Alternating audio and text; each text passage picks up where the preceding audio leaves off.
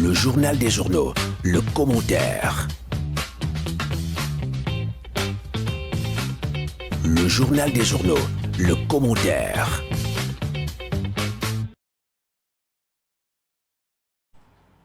Le drame qui a secoué le quartier Colbison à Yaoundé il y a plusieurs jours déjà. Il s'agissait d'une femme qui soupçonnait son mari d'être infidèle. Elle a mis fin à ses jours, à sa vie, et après avoir au préalable tué ses 3 enfants. Que révèle ce drame? Le commentaire, c'est avec Arsène Tchala. Arsène, bonjour et bienvenue.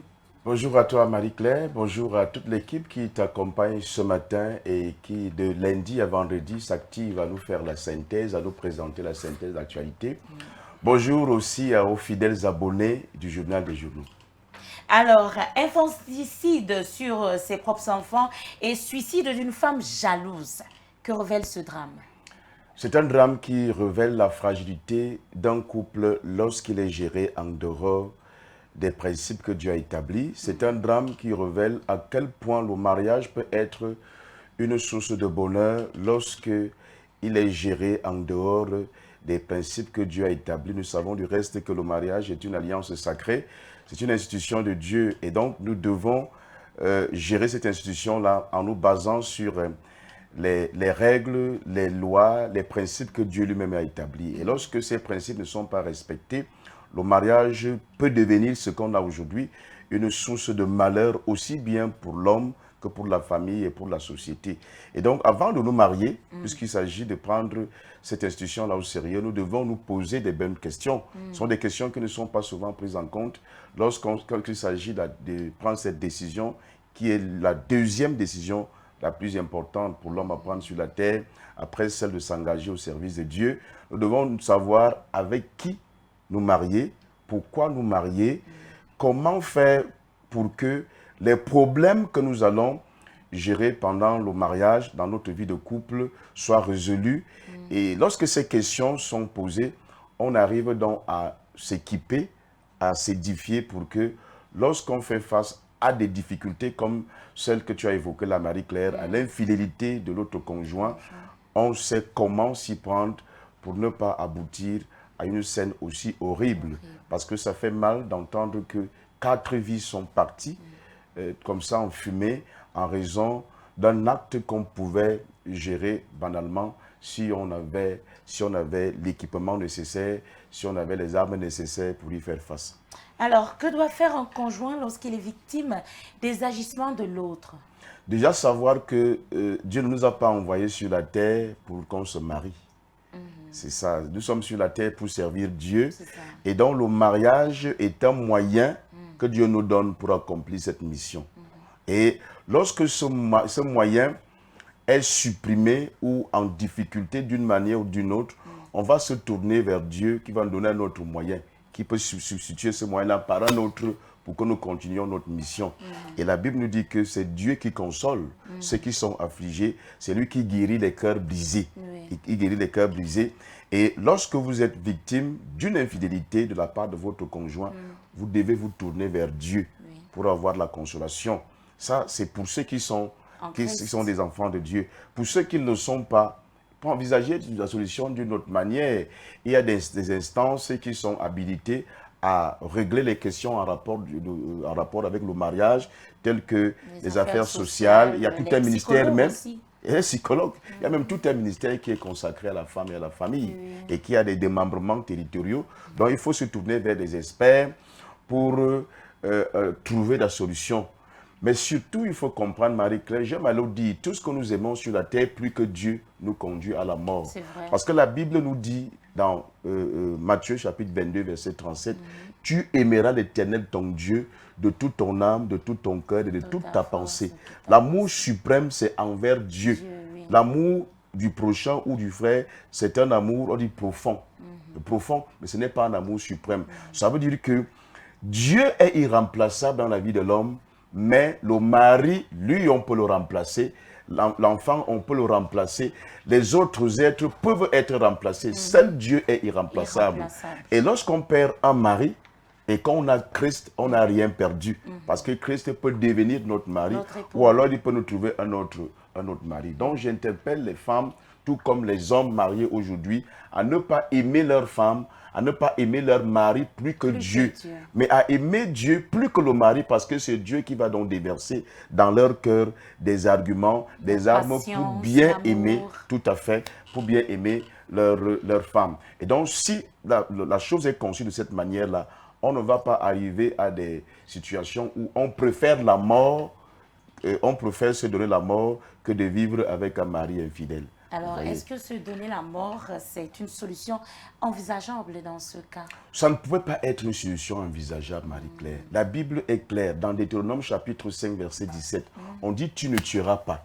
C'est-à-dire que la vie, elle est sacrée. La vie, elle est sacrée. Et comme je l'ai dit tout à l'heure, Dieu nous envoie en mission.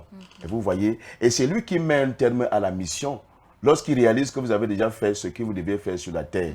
Donc, il ne nous appartient pas nous-mêmes de mettre un terme à notre séjour sur la terre ou à quelqu'un d'autre de le faire. Donc, le suicide, tout comme l'infanticide, c'est-à-dire que celui qui entreprend d'éliminer la vie, de tuer ses enfants pour une raison ou pour une autre, ça ne peut pas être une libération, l'acte que cette femme a commis. C'est-à-dire que, quelles que soient les raisons qui l'ont amenée, elle n'avait pas le droit de s'auto-donner la mort ou alors de donner la mort à ses enfants. C'est des actes que nous regrettons, mais ça révèle aussi qu'à la base, les gens ne sont pas éduqués. Les gens n'ont pas les arguments qu'il faut pour faire face à certaines difficultés qui les affrontent au moment d'assumer un certain nombre de responsabilités. Donc pour des couples qui nous écoutent, qui ont des difficultés, la solution c'est Jésus.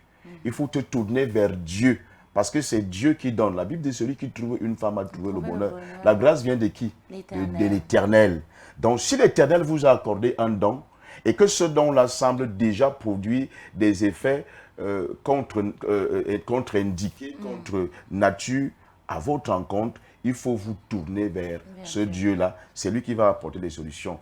Donc, ces décisions-là ne sont pas souvent du ressort de l'homme. Parce que quand l'homme les prend, il les prend mal et l'irréparable se produit. Nous avons observé dans les médias, depuis ce drame, des psychologues qui ont tenté de justifier cet acte. Alors pour vous, Arsène, selon les Saintes Écritures, est-ce compréhensible, est-ce acceptable?